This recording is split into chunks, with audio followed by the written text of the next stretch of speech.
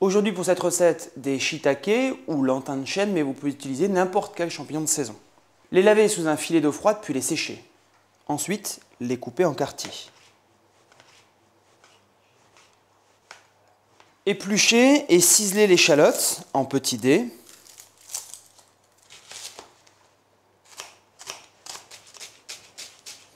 Rincer sous un filet d'eau froide l'ensemble du riz, puis le disposer dans une casserole avec l'étoile d'anis étoilée, également appelée badiane, et la graine de cardamome. Si vous n'en avez pas, vous pouvez mettre n'importe quelle épice, mais entière.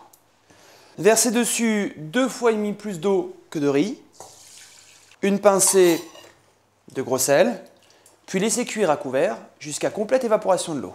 Pour le pavé de saumon, vérifiez qu'il a bien été écaillé avec un couteau, raclez la peau, puis du bout des doigts, vérifiez que toutes les arêtes ont bien été retirées. Dans une poêle tiède, avec un filet d'huile d'olive, faire poêler le dos de saumon côté peau en premier, puis l'assaisonner de sel et de poivre, et laisser cuire 5 minutes à feu moyen, comme ceci. Après 5 minutes de cuisson côté peau, retirez le saumon, puis ajoutez dans la même poêle les champignons, les échalotes, ainsi qu'une pincée de sel pour éviter que les échalotes brûlent. Faire sauter l'ensemble pendant 2 à 3 minutes. Ajouter dans la poêle bien chaude la crème liquide. Rectifier l'assaisonnement en poivre et en sel.